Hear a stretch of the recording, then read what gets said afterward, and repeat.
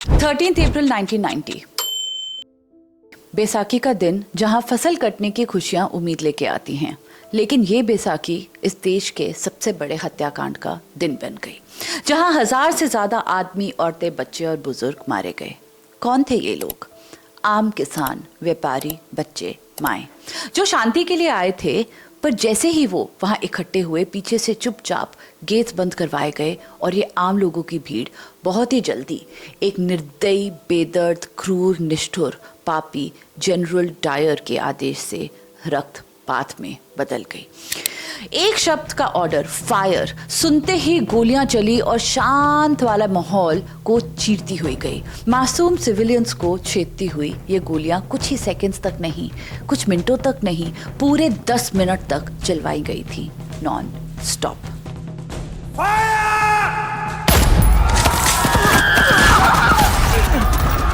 रुक जाओ, रब दा वास्ता जी, रुक जाओ। वो दरवाजा बंद है, दरवाजा खोलो।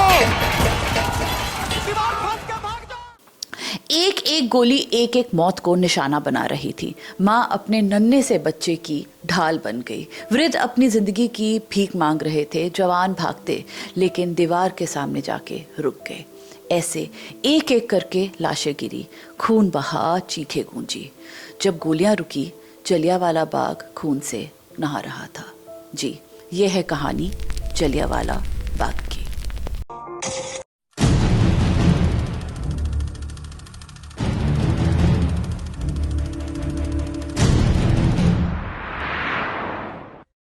जय हिंद दोस्तों, मैं हूं प्रेरणा और आज हम बात कर रहे हैं जलियांवाला बाग की। ये वो दौर है जब हिंदुस्तान में अंग्रेजों के अगेंस्ट गुस्से का उबाल पड़ रहा था। वो हिंदुस्तान अब अपने आप को ब्रिटिश फ्री चाहता था, क्योंकि ब्रिटिशर्स ने सारी हदें क्रॉस कर दी थी। और so we thought, because this was never expected. Chapter 1, the day of Baisakhi. By year 1919 Britishers अब हिंदुस्तान पे कुछ 100 साल से ज़्यादा रूल कर चुके थे। निचोड़ चुके थे वो हमारे देश को, इनके रिसोर्सेज को, हमारे कल्चर को, हमारी वेल्थ को। इंसान नहीं समझते थे वो हमें, हम उनके लिए रिसोर्सेज थे एक्सप्लॉइट करने के लिए। अपनी मनमानी तो वो पहले से ही कर रहे थे, फिर भी अपनी इन हरकतों को तेज़ी देने के लिए उन्होंने एक एक्ट निकाला, द रोलैट एक्ट। मार्च 1919 में आए इस एक्ट ने ऑलरेडी रूथलेस ब्रिटिशर्स की हरकतों पे पूरी तरह से आज़ादी दे दी।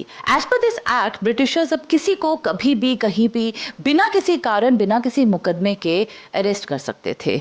हिंदुस्तान में प्रोटेस्ट होने लगे, लोग सड़कों पे आ गए जस्टिस मांगने के लिए, पर ब्रिटिशर्स ने इसे जस्टिस की पुकार ना समझ के एक थ्रेट के तौर पे देखा।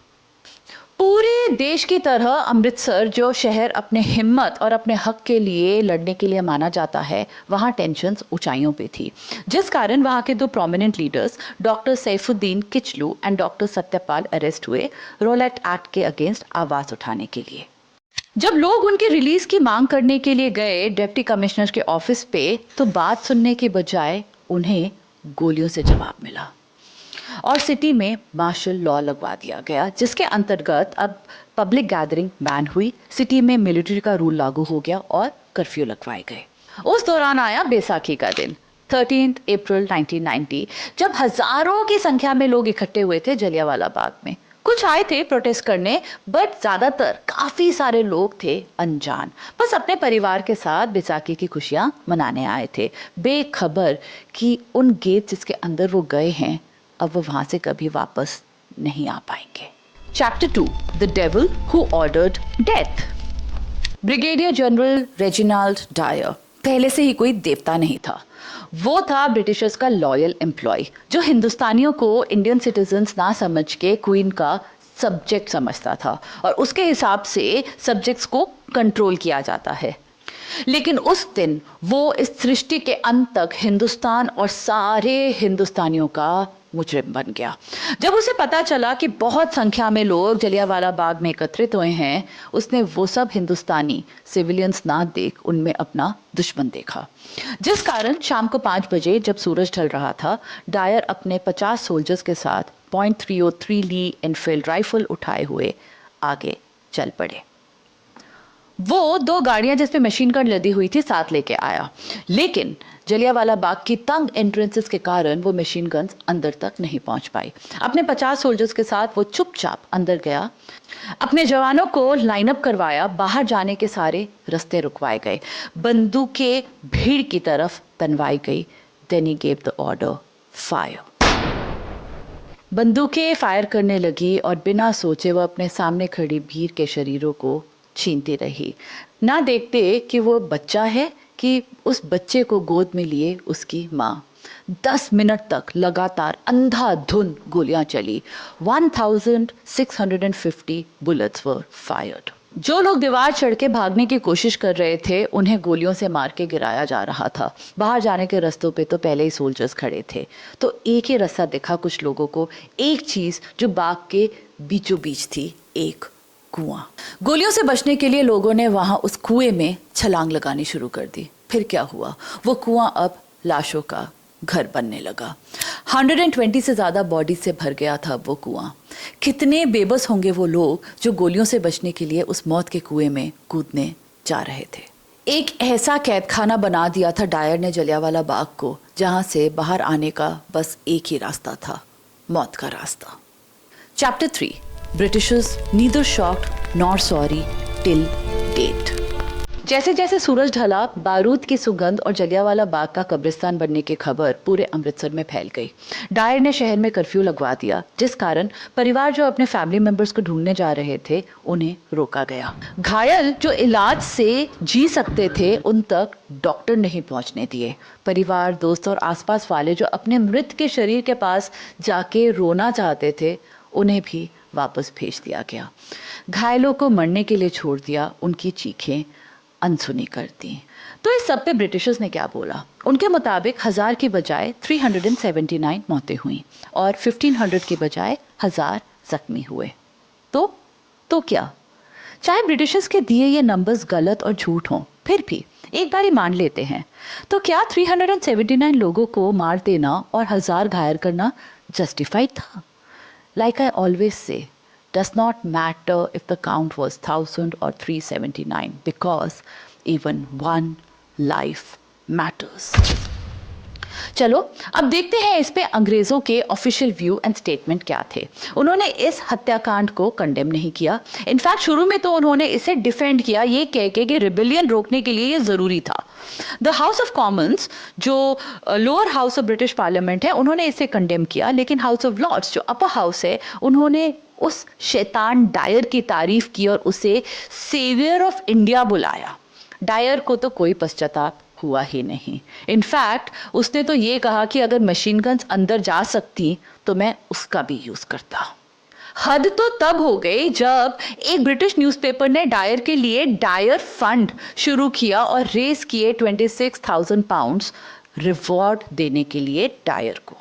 और इंडिया, हमारा क्या रिएक्शन था? ब्रिटिशर्स पे भरोसा तो पहले ही नहीं रहा था, लेकिन अभी भी जो थोड़ा बहुत लोग भरोसा कर रहे थे उन्होंने भी मुंह फेर लिया।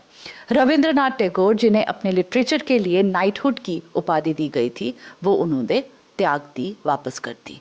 गांधी, जो पहले ब्रिटिशर्स के साथ कॉपरेट करने में, काम करने में बिलीव करते थे, अब वो समझ गए थे कि सिर्फ स्वतंत्रता ही एक रास्ता है।